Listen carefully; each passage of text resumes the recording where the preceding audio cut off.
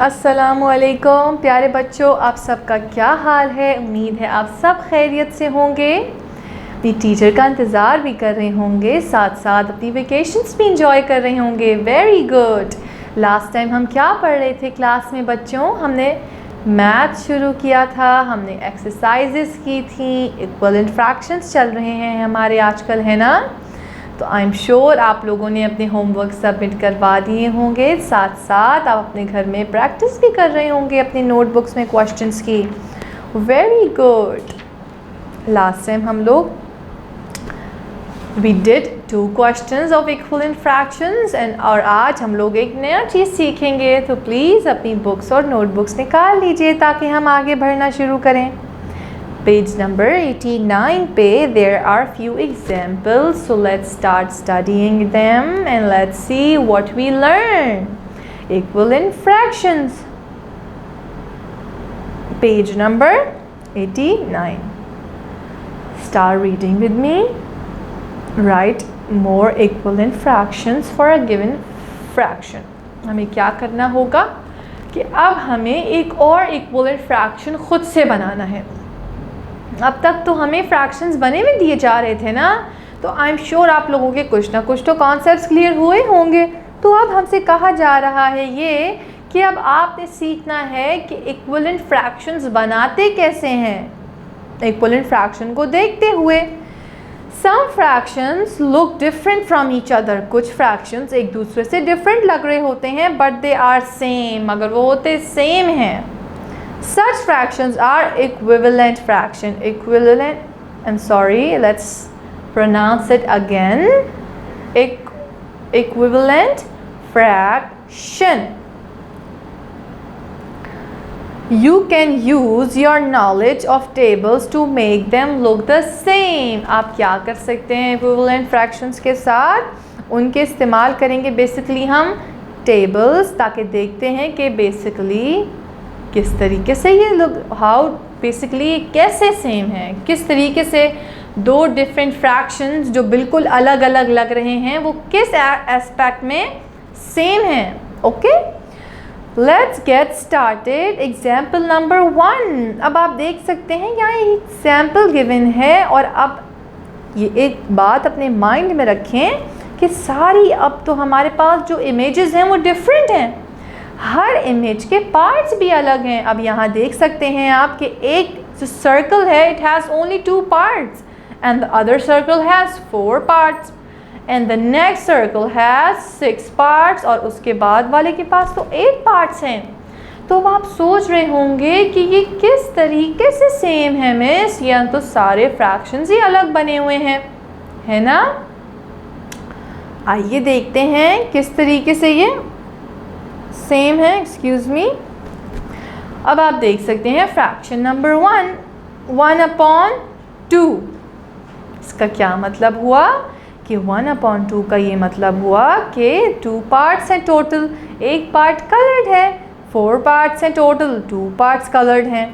3 circle का मतलब है there are 6 part total and 3 are coloured, and the next circle has 8 parts total and 4 are colored. अब ये तो एक एग्जाम्पल हो गई।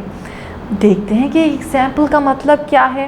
In this example, each fraction is representing the same number. इस फ्रैक्शन में बेसिकली सेम नंबर रिप्रेजेंट हो रहा है। These are called equivalent fractions. क्या कहते हैं इनको? Equivalent fractions. Example 2 देखते हैं भाई। अब आप यहाँ देख सकते हैं कि 3 टोटल पार्ट्स हैं और कितने कलर्ड हैं? 1 डिवाइडेड बाय 3। सेकेंड एग्जाम्पल में हमें दिया जा रहा है 2 are coloured and the total parts are 6। अब आप ये चीज़ नोटिस करें कि इनको सेम क्यों कहा जा रहा है, क्योंकि इन इक्विवेलेंट फ्रैक्शंस वैल्यूज़ डबल हो जाती हैं और डिवाइड करने के बाद हमारे पास वही सेम फ्रैक्शन आ जाता है। अब आप यहाँ देख सकते हैं कि 1 डिवाइडेड बाय 3 है और वहाँ क्या है 2 डिवाइडेड बाय 6, डबल हो गई वैल्यू। हम जब उनको डिवाइड करेंगे तो वापस हमारे पास क्या आ जाएगा? 1/3। 1 times 1 give us 1 times 2 give us 2 and 3 times 2 give us 6। तो बेसिकली इक्विवेलेंट फ्रैक्शन में क्या होता है, वैल्यूज़ हमारे पास उनकी डबल होने लग जाती हैं। तो जब हम डिवाइड करते हैं उनको तो वापस से हमारे पास वही पुरानी वैल्यू आ जाती है जहाँ से उसका ओरिजिन था, जहाँ से वो स्टार्ट हुई थी। तो आइए इसका एक एग्जांपल सॉल्व करते हैं ताकि थोड़ी मुश्किल कॉन्सेप्ट हमारा क्लियर हो। पेज नंबर 90 प्लीज़ निकालिए और क्वेश्चन ज़रा सॉल्व करके देखते हैं। Right N equivalent fractions from for a given fraction. अब हमें एक फ्रैक्शन तो गिवन है, उसके लिए हमें एक इक्विवेलेंट फ्रैक्शन बनाना है। अब आप यहाँ देख सकते हैं पार्ट ए में, एक्सक्यूज़ मी, जल्दी से काउंट कीजिए टोटल पार्ट्स और वो लिख दीजिए अपने डिनोमिनेटर में, काउंट कीजिए। शाबाश शाबाश। अब जब आप सर्कल नंबर 1 के पार्ट्स काउंट करेंगे तो आप देखेंगे डिनोमिनेटर में क्या आएगा, 9, वेरी गुड। और न्यूमरेटर में क्या वैल्यू आएगी, 6, क्योंकि टोटल कलर्ड पार्ट्स कितने हैं, 6।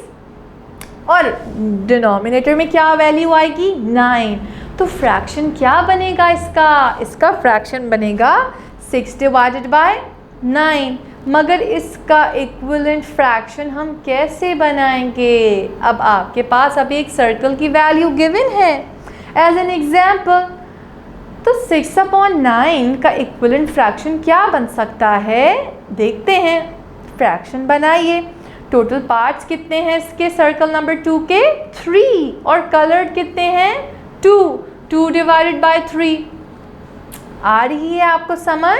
तो अब आपने क्या करना है, it's concept has been clear. 6 divided by 9 का इक्विवेलेंट फ्रैक्शन क्या बन सकता है, 2 डिवाइडेड बाय 3। आप देख रहे हैं वैल्यू डबल हो गई थी, 2 times 2 3, 6 एंड 9। जब हम इसको हाफ कर देंगे तो क्या बन जाएगा, 2/3। Very good. अब आपने क्या करना है, इसके नेक्स्ट 2 पार्ट्स अपने होमवर्क में सॉल्व करने हैं। Very good. और आई एम श्योर आप लोग अपना होमवर्क अच्छे से सॉल्व करेंगे। अपनी रिसोर्स बुक की भी हेल्प लीजिए, साथ साथ प्रीवियस वीडियोस भी गो थ्रू कीजिए ताकि आपको क्वेश्चन सॉल्व करने में आसानी हो। मिलते हैं नेक्स्ट क्लास में। जब टीचर आपको कॉल करें तो उनको अपना होमवर्क सबमिट टाइम पे करवा दीजिएगा। खुदा हाफिज़।